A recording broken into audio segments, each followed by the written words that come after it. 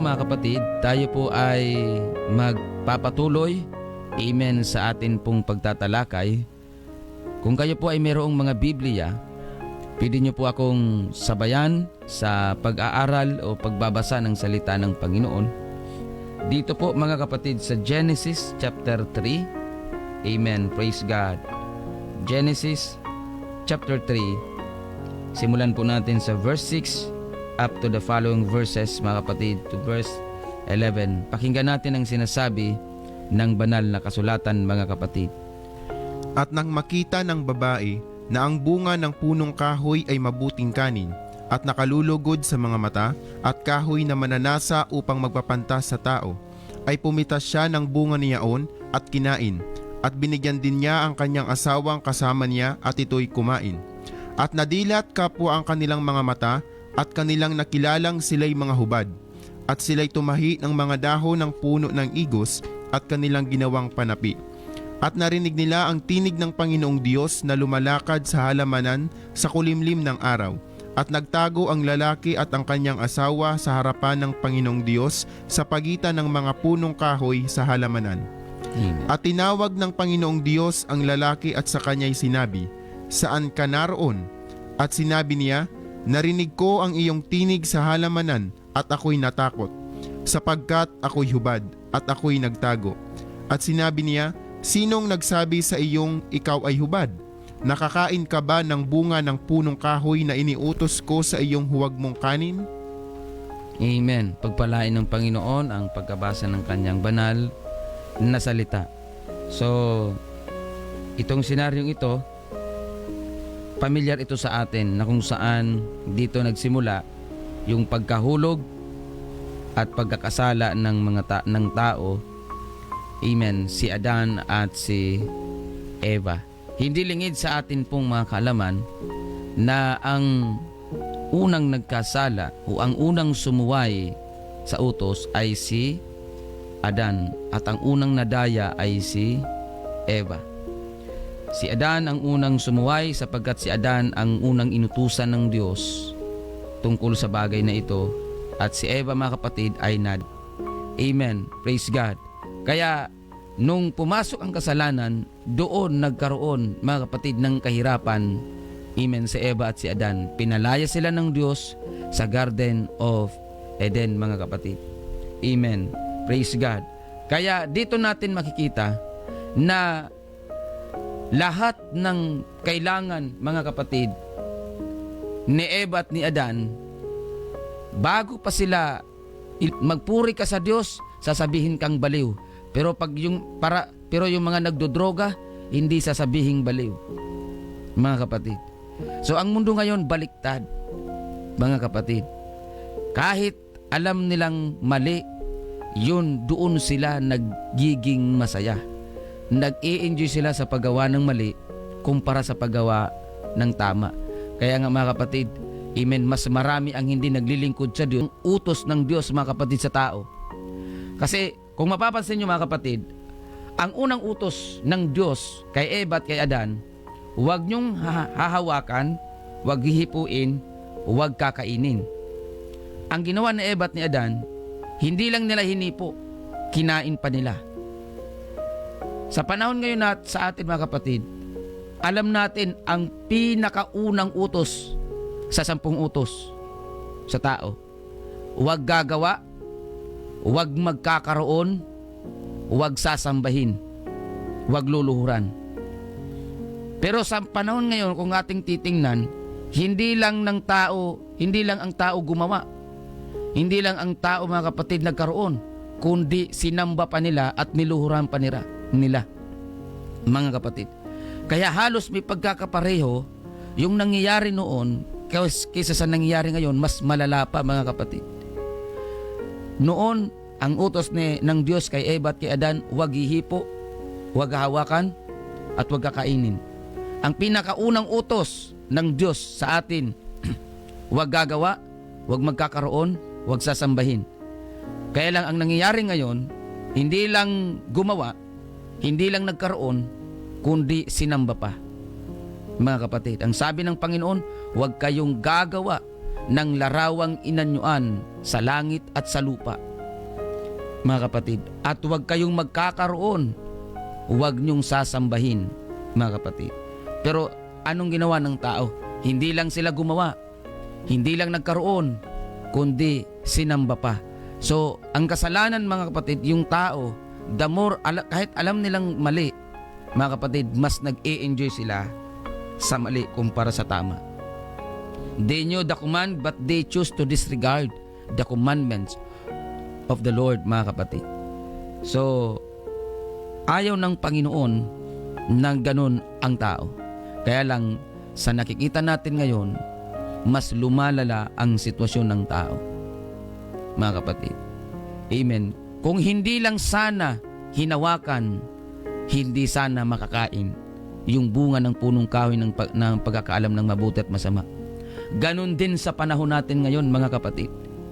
Kung hindi lang sana gumawa, wala sanang magkakaroon at wala sanang sasamba. Kung wala sanang gumawa ng mga larawang inanyuan, wala sanang magkakaroon at wala sanang sumasamba doon sa mga larawang inanyuan. Kaya sa unang utos pa lang, dapat malinaw sa atin ang utos ng Diyos. Huwag gagawa, mga kapatid, at huwag magkakaroon. Hindi ka naman magkakaroon kung hindi ka gagawa. Kaya huwag natin gagawin. Matthew chapter 15 verse 8 to 9, pakinggan natin ang sinasabi ng Biblia. Ang bayang ito'y iginagalang ako ng kanilang mga labi. Datapwat ang kanilang puso ay malayo sa akin. Datapwat walang kabuluhan ang pagsamba nila sa akin, na nagtuturo ng kanilang pinakaaral ang mga utos ng mga tao. Amen. Walang kabuluhan, mga kapatid.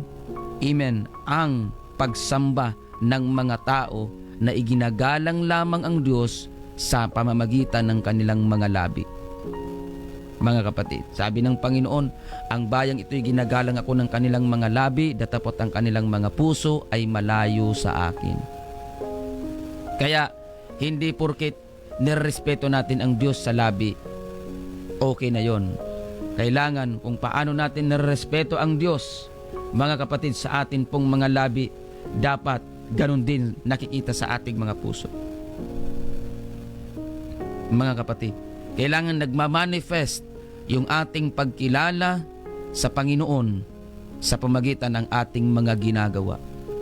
Kaya nga sabi ng Panginoon sa Matthew chapter 7 verse 19, sa bunga inyo silang makikilala.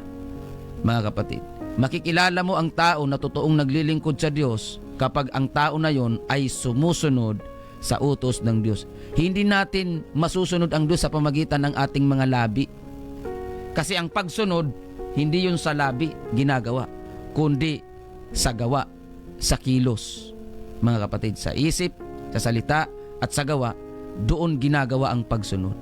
Hindi sa labi lang. Kaya mga kapatid at mga kaibigan, amen, si Adan at si Eva, alam nila may utos ang Diyos. Pero mas pinili nila na sawayin, o mga kapatid, mas pinili nila na ibaliwala ang utos ng Panginoon. James chapter 4 verse 17, ganito po ang ating mababasa. Sa nakaalam ng paggawa ng mabuti at hindi ginagawa, ito'y kasalanan. Ito'y kasalanan sa kanya. So sa nakakaalam ng paggawa ng mabuti at hindi ginagawa, ito ay kasalanan. Kapag alam mong tama tapos hindi mo ginagawa, kasalanan yun sa Diyos. Dalawang klase kasi ang kasalanan na pwedeng magawa ng tao. Sin of commission and sin of omission. Yung sin of commission, ito yung nakakumit ka. Ibig sabihin, ito yung kasalanan na nagawa mo. Halimbawa, nakapatay ka. Kasalanan yun. Pero yung sin of omission, ito yung kasalanan, mga kapatid, dahil hindi mo ginawa yung tama. Halimbawa, tama ang maglingkod sa Diyos, tapos hindi mo ginagawa, kasalanan yun. Hindi ka pa nakakakomit nun ha. Hindi ka pa nakakagawa. Wala ka pang ginagawa, nagkakasala ka na dahil yan ay sin of omission. Ibig sabihin, hindi mo ginagawa yung alam mong tama. Kagaya ngayon, pinapaliwanag natin ang banal na kasulatan. Alam ng Diyos at alam mo na tama ito. Tapos hindi mo ginagawa. ikaw ay nagkakasala, mga kapatid. Amen. Kaya napakainam sa buhay natin na magkaroon tayo ng desire, magkaroon tayo ng hangarin na sumunod sa utos ng Panginoon. Huwag lang natin tingnan yung ating sariling kasiyahan na makalaman, kundi tingnan natin kung saan nagiging masaya ang Diyos sa ating mga ginagawa. Kasi may paghuhukom po na darating, mga kapatid at mga kaibigan. Sa bawat ginagawa natin, mabuti man yan o masama, ipagbibigay sulit natin yan sa Diyos. Kaya magkaroon tayo ng desire, magkaroon tayo ng hangarin, pagmimithi na sundin ang utos ng Panginoon, sapagkat tayo rin lang naman talaga ang makikinabang niyan. Ang utos ng Diyos, sundin mo man yan o hindi, mga kapatid, walang mababago sa Diyos. Pero pag hindi mo yan sinunod, may masamang mangyayari sa iyo. Pero pag sinunod mo yan, ikaw rin ang makikinabang niyan. Parang pagkain yan eh. Pagka kinain mo, Brother Raymar, ang isang pagkain, hindi naman akong mabubusog.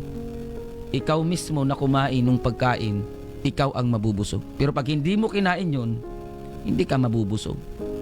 So ganun ang pagsunod sa utos ng Panginoon. Ikaw rin o tao lang ang makikinabang yan. Sa totoo lang, mga kapatid, ito yung lagi kong sinasabi sa aking mga pangangaral. Amen. Mayroon bang madadagdag sa Diyos kapag sinunod natin ang Diyos? Mayroon bang bagay na madadagdag sa Kanya pag sinunod natin ang Diyos? Wala naman, mga kapatid. Sa katunayan, kung tutuusin, lugi nga ang Diyos sa atin. Kasi mas marami ang nagagawa nating pagsuway kaysa pagsunod. Pero dahil ang Diyos ay mahabagin, sagana sa biyaya at pag-ibig, punong-puno siya ng konsiderasyon at pag-uunawa sa tao. Kaya lang ang tao sinasamantala yung kabaitan at kabutihan ng Diyos. Mga kapatid, kaya wala namang madadagdag sa Diyos kapag sinunod natin ang Diyos. Wala namang madadagdag sa Kanya yun. Hindi po ka sa Diyos, kumbaga kapag hindi mo sinunod ang Diyos, wala ring mangyayari sa Diyos. Pero may masamang mangyayari sa iyo. Because ang sabi ng Biblia, what you sow is what you reap. Kung ano ang iyong itinatanim, yun ang iyong aanihin. Kapag nagtanim ka ng pagsunod, mga kapatid, aani ka ng pagpapala galing sa Panginoon. Yung pagpapala na yan, mga kapatid, hindi lang yan tumutukoy sa material na bagay, kundi maging ang ating kaligtasan, yan ay pagpapala ng Diyos para sa atin. Kaya si Eva at si Adan, nung sumuway sila, huli na. Huli na bago nila na-realize na nagkasala sila. Pakinggan natin ang sinasabi ng verse 3 ng Genesis verse 7 ng Genesis chapter 3. Pakinggan natin, mga kapatid. At nadilat kapwa ang kanilang mga mata, at kanilang nakilalang sila'y mga hubad, at sila'y tumahi ng mga dahon ng puno ng igos, at kanilang ginawang panapi. At narinig nila ang tinig ng Panginoong Diyos na lumalakad sa halamanan sa kulimlim ng araw.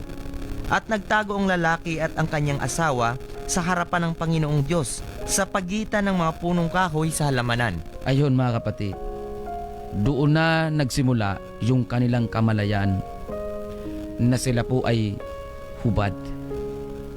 Pero nung hindi pa nagkakasala, si Eva at si Adan, hindi nila alam yun. Inosente po sila, mga kapatid. Kaya nung nagkasala sila, doon na nila nakita yung kahihiyan. Take note, ang bunga ng kasalanan maliban sa kamatayan, kahihiyan, mga kapatid. Pag nagkasala ka sa harapan ng Panginoon, mga kapatid, kahihiyan yun. Ang bunga ng kasalanan, maliban sa kamatayan, ang resulta niyan, kahihiyan. Kaya masdan niyo po yung mga tao na guilty sa kasalanan, nahihiya. Kaya nga, every time na ako'y nag-i-invite, Brad, attend ka po sa church. Kailangan natin ng Panginoon. Ang lagi nilang bukang bibig, tatanggapin pa kaya ako ng Diyos? Kasi may guilt sila eh. Yung mga mananampalataya naman na mga backsliders, mga lumayo sa Panginoon, ano na nangyayari sa kanila? Nahihiya na sila. So ang tao ganun, pag ang tao nagkasala, nahihiya yan sa Diyos. Kaya masdan nyo po, mag-invite ka ng bisita sa church. Ang unang impression nila, ang unang mararamdaman nila kapag sa panahon ng worship, nahihiya yan sila. Mga kapatid. Pero pag na-restore yung kanilang relationship sa Panginoon, mga kapatid, amen, hindi na yan nahihiya. Bakit? Kasi ramdam niya yung pagtanggap ng Diyos sa kanya. Yung nasirang relasyon, yung nasirang ugnayan nila sa Panginoon, na-restore. Mga kapatid, amen, praise God. Purihin ang Panginoon. Hindi na yan mahihiya. Mga kapatid, kahit sa kalagitnaan pa ng maraming mga tao, kaya niyang magpuri sa Panginoon. Sapagkat hindi na siya nahihiya. Pero yung mga tao na naalipin sa kasalanan, nahihiya yan. Yun talaga kasi ang resulta ng kasalanan. Kahihiyan. Kaya nung si Eva at si Adan nagkasala, mga kapatid, nagtago sila sa Diyos. Dahil nahihiya sila. Mga kapatid, amen, para hindi tayo humantong sa ganong sitwasyon, piliin natin ang sumunod sa mga utos ng Panginoon. Mahal tayo ng Diyos, mga kapatid. Ayaw ng Diyos na ilagay tayo sa kahihiyan. Ayaw ng Diyos na ilagay tayo, mga kapatid, sa kapahamakan. Amen. Ang pangangaral ng ganito, mga kapatid, ito po ay pinahihintulutan ng Panginoon para iparating sa atin na mahal niya tayo, kaya niya tayong tanggapin gaano man kalaki at kabigat ng mga kasalanan natin. In verse 9, mga kapatid, ng Genesis chapter 3, pakinggan natin ang sinasabi ng Panginoon. At tinawag ng Panginoong Diyos ang lalaki at sa kanya'y sinabi, saan ka naroon? Mga kapatid, saan ka naroon? Kung tatanungin tayo ng Diyos ngayon, saan ka naroon ngayon? Ano nang estado ng buhay mo ngayon? Ano na ang estado ng relasyon mo sa Panginoon ngayon? Ano na ang kalagayan mo sa harapan ng Panginoon ngayon? Kapatid at kaibigan, sa mga kapwa ko mananampalataya, tayo ang nakakakilala ng mga sarili natin. Mga kapatid, tayo ang mas nakakakilala sa sarili natin at ang Diyos ang mas nakakakilala din sa sarili natin. Kaya kung tatanungin ka ng Diyos ngayon, mga kapatid, ano na ang kalagayan mo ngayon? Ano na ang estado ng iyong pananampalataya? Ano na ang estado ng iyong paglilingkod? Ano na ang estado ng buhay mo ngayon? Amen. I am not referring your riches, mga kapatid, your status in life, mga kapatid, pagdating sa material na bagay. Amen. Ang tinutukoy natin dito ay yung ating kalagayan sa harapan ng Panginoon. Kumusta yung ating kalagayan sa harapan ng Diyos? Sa mga kapwa ko mananampalataya, nananatili ka ba sa pagsunod? Nananatili ba ang iyong pananampalataya sa Diyos? Nananatili ka ba sa pagtitiwala sa Diyos? Nami-maintain mo ba yung iyong pakikipag-ugnayan sa Diyos? Sa mga hindi pa mananampalataya, kapatid at kaibigan, huwag mong isipin na hindi ka kayang tanggapin ng Diyos. Huwag mong isipin na sa dami ng kasalanan mo ay hindi ka na kayang tanggapin ng Diyos. Hindi po, mga kapatid. Diyan po kayo nagkakamali. Ang Diyos, siya po ay mahabagin. Siya po ay mapagmahal. Mahal niya ang tao. Siya ay Diyos ng pag-ibig. Kapag lumapit ka sa Diyos, hindi condemnation, mga kapatid, ang mararamdaman mo. Hindi pagtatakwil ang mararamdaman mo kapag lumapit ka sa Diyos. Ang mararamdaman mo kapag lumapit ka sa Diyos ay ang pagtanggap ng Diyos sa buhay mo. Na kahit sa dami ng mga pinagdaanan mo, sa dami ng mga kasalanang nagawa mo sa harapan ng Panginoon, kaya kang tanggapin ng Diyos, mga kapatid. Hindi siya nagkukondem ng tao, mga kapatid, dahil pag-ibig ang nais ng Diyos na may madama ng tao sa kanya, sa paglapit ng tao sa Kanya. Kapatid at kaibigan, sino ka man, mahal ka ng Diyos. Bagamat hindi ka tinatanggap ng lipunan, hindi ka man tanggap ng iyong pamilya, hindi ka man tanggap ng lipunan, pero mga kapatid, tanggap ka ng Diyos. Hindi ka man tanggap ng mundo, sa Diyos kaya kang tanggapin ng Panginoon, mga kapatid. Amen. Basta't lumapit ka lang sa Kanya, ibigay mo ang buong buhay mo sa Panginoon, isuko mo ang iyong buhay sa Panginoon, mga kapatid. Amen. Mararamdaman mo ang paglingap at ang pagmamalasakit, ang biyaya, ang habag, at ang pag-ibig ng Diyos, kapatid. Mahal ka ng Panginoon. Amen. Hindi ka ipapahiya ng Diyos, mga kapatid. Si Satanas kasi, aakitin ka niya. Tutuksuhin ka niya. Pag kumagat ka sa pang-aakit niya, kapag kumagat ka sa tukso niya, ang susunod mong mararamdaman, guilt. Kapag naramdaman mo ang guilt, mga kapatid, ipapahiya ka ni Satanas. Ganun siya. Si Satanas kasi, wala pong mabuting bagay kay Satanas. Puro kasamaan yan. Kaya pagka kumagat ka sa tukso ni Satanas, ang sunod niyang gagawin sa'yo, ipapahiya ka ni Satanas sa harapan ng Diyos at maging sa harapan ng mga tao. Higit sa lahat, sa sarili mo. Ipapahiya ka ni Satanas sa sarili mo. To the point na ayaw mo nang na ikaw mismo ang makakaramdam, ikaw mismo ang magkukundina, ikaw mismo ang magkukondem sa sarili mo para mas lumayo sa Diyos, mga kapatid. Pero wag nating gawin yon, sapagkat ang Diyos ay patuloy na nagpapaanyaya. Matthew chapter 11 verse 28, lumapit kayong lahat na napapagalat na bibigat ang luba at kayo'y aking papagpapahingahin.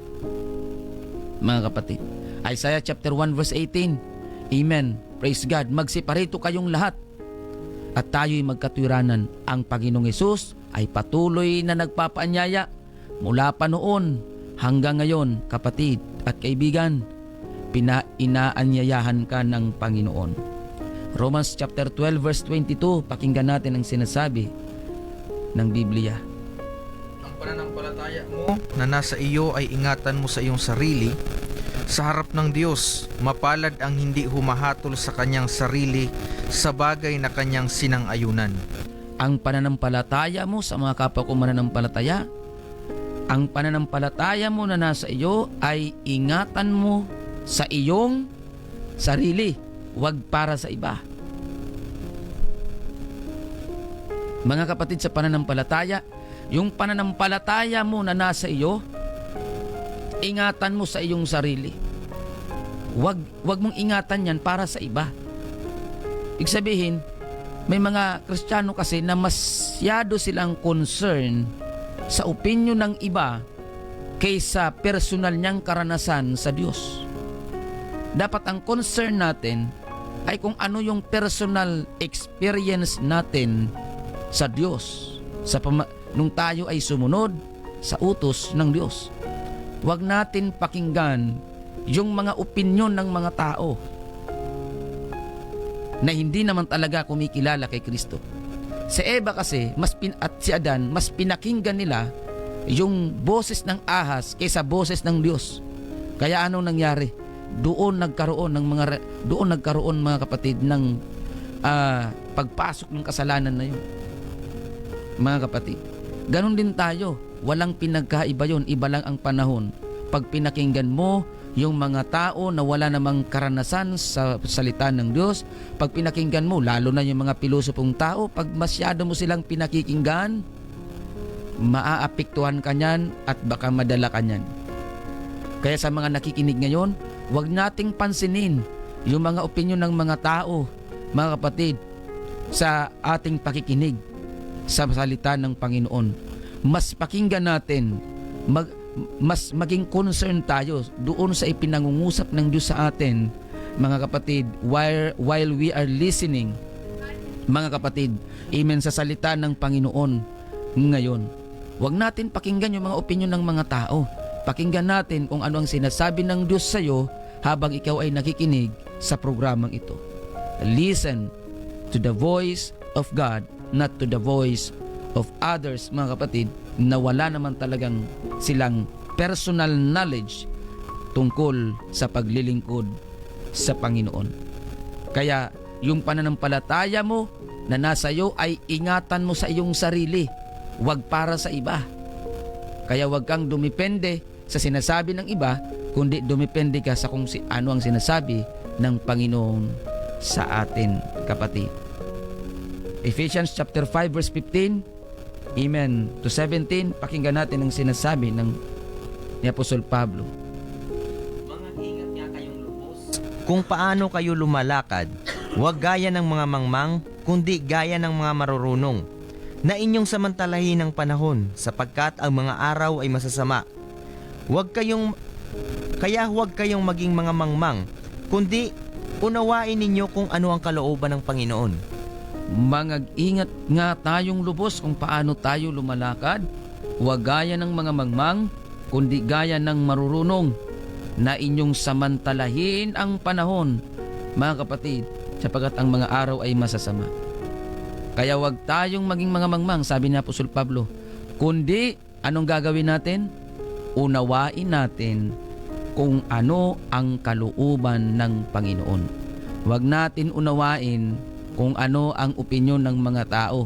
Ang kailangan nating unawain kung ano ang kalooban ng Panginoon, at yun ang ating dapat gawin at sundin, mga kapatid. Amen.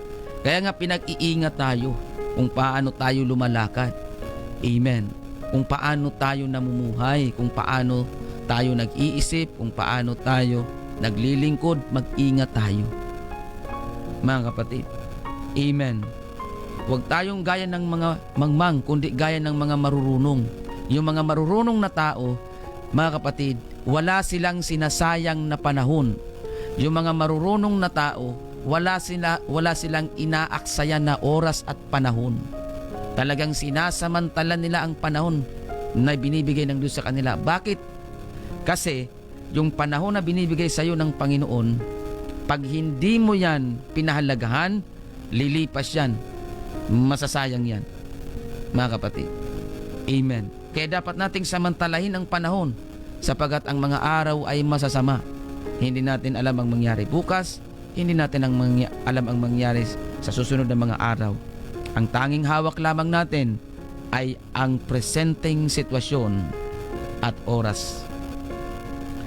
Unawain natin ang kalooban ng Panginoon, huwag natin unawain kung ano ang kalooban ng mga opinyon o ng mga tao na nagbibigay ng mga opinyon na labas naman sa kalooban ng Panginoon. Mga kapatid at mga kaibigan, mahal tayo ng Diyos, mga kapatid. Amen. Repasuhin natin ang ating mga sarili. Ipasiyasat natin sa Panginoon kung ano na ang kalagayan natin sa Kanyang harapan. Kasi kung meron mang tama na tao o kung meron mang na magsasabi sa atin kung ano na ang tunay na kalagayan natin, hindi po yung kapwa natin. Ang totoong magsasabi, ang pwede lang magsabi ng kung ano ang totoong kalagayan natin, una ang Diyos, pangalawa ang sarili natin. Dahil ang Diyos ang mas nakakakilala sa atin, at tayo, kilala natin ang mga sarili natin. Kaya ang dapat nating gawin, huwag kang mangumpisal sa tao, mangumpisal ka sa Diyos, mga kapatid. Kasi pagka nangumpisal ka sa tao, baka nga yung pinagkukumpisalan mo, mas makasalanan pa yan kaysa sa'yo, mga kapatid. Kaya mas mainam, mangumpisal tayo sa Diyos, hindi sa tao. Pastor, paano ba mangumpisal sa Diyos? Una, panalangin. Pangalawa, pagbabasa ng salita ng Diyos. Yun ang tamang pangungumpisal sa Diyos. Hindi yung mangungumpisal tayo sa tao, mga kapatid, na yung taong pinagkukumpisalan natin, baka nga mas makasalanan pa yan sa atin.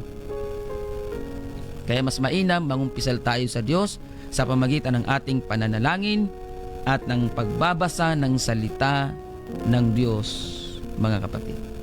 Maraming salamat po sa inyong panunood at sa inyong pong pakikinig.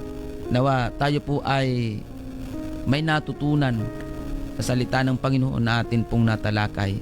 Maraming salamat po sa inyong walang sawang pagsubaybay sa salita ng ating Panginoon, mga kapatid. Amen. Praise God. Tayo po ay manalangin sa ating pagtatapos, mga kapatid at mga kaibigan. Dakila at makapangyarihang Diyos, aming Panginoong Hesukristo, maraming salamat po sa napakagandang pagtatalakay na ito na kung saan ito po ay paalala sa amin, mga mananampalataya at sa mga hindi mananampalataya. Panginoon, tulungan mo kami na magkaroon ng pag-i-examine sa aming mga sarili sa iyong banal na harapan. Tunay nga, Panginoon, na ikaw ang Diyos ng pag-ibig, Diyos na mapagbiyaya, Diyos na mapagmahal, Diyos na mahabagin. Panginoon, mangusap ka po sa lahat ng aming mga kababayan, sa lahat ng mga nakikinig, sa lahat ng mga nanunood. Gaano man kabigat ang kanilang mga kasalanan, Panginoon, naniniwala kami na kaya mo silang tanggapin kung sila po ay magpapakumbaba, lalapit at maglilingkod sa iyo at mag-aalay ng buhay para sa iyo. Panginoon, mangusap ka po sa lahat ng mga nanood, sa lahat ng mga nakinig. Touch their hearts, touch their mind, Lord. I pray, Lord, the blessing of Deuteronomy 28 and the protection of Psalms 91 be upon them. In Jesus' mighty name, this is our prayer. Amen. Maraming salamat po mga kapatid sa inyong walang sawang pagsubaybay sa salita ng Panginoon. Nawa kayo po ay mayroong naintindihan at naunawaan sa ating mga pagtatalakay. Hindi ko na po maisa-isa ang atin pong mga radio Facebook Live viewers. Amen lahat. Dahil ang oras natin ay limitado. Sir Melbert Karungoy, amen. Thank you so much, sir, sa panunood. Pagpalain kayo ng Panginoon. Amen. At sa lahat ng mga nanood sa FB page ng New Gen FM, thank you very much po. Amen. Limitado na po kasi ang oras natin. Maraming salamat sa mga nakikinig, sa lahat ng mga nanonood. Ako po ang inyong lingkod, Pastor Alfred Diniralo ng United Pentecostal Church Matnog. Kasama ko po sa Bible Reader, sina Brother Raymar, Badang Hilo, Brad Aljon. Maraming salamat po sa technical side, Paring Box. Pagpalain po kayo ng Panginoon. Sa pangalan po ng ating pong pastor, Pastor Alfred Diniralo, mga kapatid, ako po ang inyong lingkod. Maraming salamat po sa inyong pagsubaybay. Lagi nating tatandaan, wag na wag po nating kakalimutan. Mahal tayong lahat ng Panginoon na siyang ating buhay na pag-asa. God bless everyone.